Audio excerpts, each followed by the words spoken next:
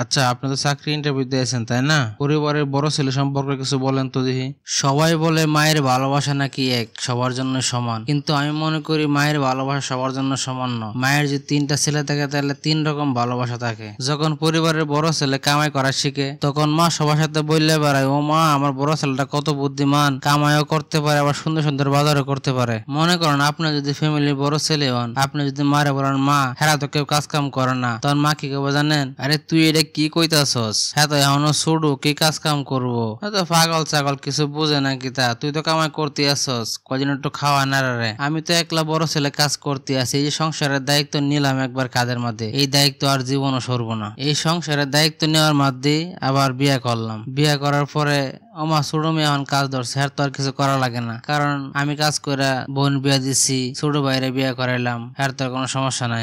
এখন যত সমস্যা যত দোষ সবকিছু আমার, এই সংসারে একটা দায়িত্ব নিলাম, এই দায়িত্ব মরার আগ পর্যন্ত আর থামবো না। আরেকটা কথা, মনে করেন যে বাপের জায়গা সম্পত্তি যা ছিল আমি বড় ছেলে হিসাবে কাজ কাম করে জায়গা সম্পত্তি ধরে রাখছি আর কিছু বাড়াইছি। জায়গা জমি ভাগ করার সময় দেখবেন এই বাপ মাই ছোট ভাইরে দিব ভালা ভালা সরস জমিগুলা, আর আমারে দিব কি পচা ডোবা নালা, যেগুলা কোনো কিছু হইব না। এগুলা আমরা যখন একসাথে থাকতাম তখন ঘর ছিল একটা, আর এখন ঘর হয়েছে 3টা, মানে আমরা যে ঘরে সবাই মিলে বড় হয়েছি একসাথে, আমাদের বসত ঘর, সেই ঘরটা এখন কেডা পাইব আগে? বড় ছেলে হিসেবে তো আমি পাই, কিন্তু আমি পাবো না, পাইব কেডা? আমার ছোট ভাই। কারণ কি জানেন, সে ছোট মানুষ, সে এখনো কামাই করতে শিখে নাই, তার সংসার চলো না, তার জীবন চলো না, তাই তার এই ঘরটা দেওয়া লাগবো। আর আমি বুধাই যে সারা জীবন কামাই করে ঘর বাড়ি করলাম, জায়গা সম্পত্তি ধরে রাখলাম, আমি সাদা বুধাই রয়ে গেলাম, আমার কোনো দাম নাই। এখন সবচেয়ে ভালো কাটা ছোট মেয়ে, সবচেয়ে বেশি ভালো। আমি যতদিন দিতে পারছি ততদিন আমি ভালো, এখন দিতে পারি না আমি খারাপ। বিয়ে একটা করছি না যেন ঘরের মধ্যে একটা যুদ্ধ নিয়ে এলাম। আগে বিয়ে শাদী করছিলাম না,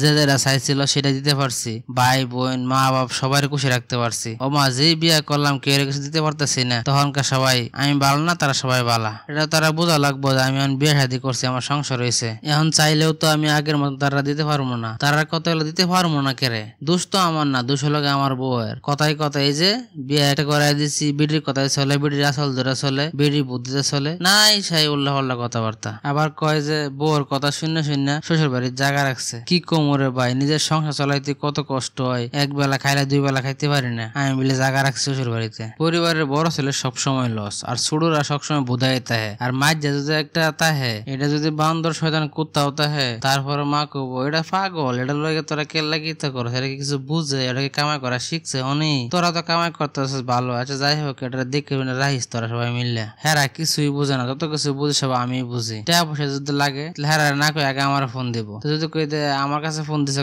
তোমার ছোট সারা আছে মাঝে সারা আছে হেরার কাছে চাও, তখন কইব কি হেরা করতে টাকা দিব, হেরা নিজের হাতে চলতে পারো না, নিজের হাতে খাইতে পারো না, হেরা করতে টাকা দিব, তুই তো ভালো কিছু করতেছস, তোর তো আছে তুই দে।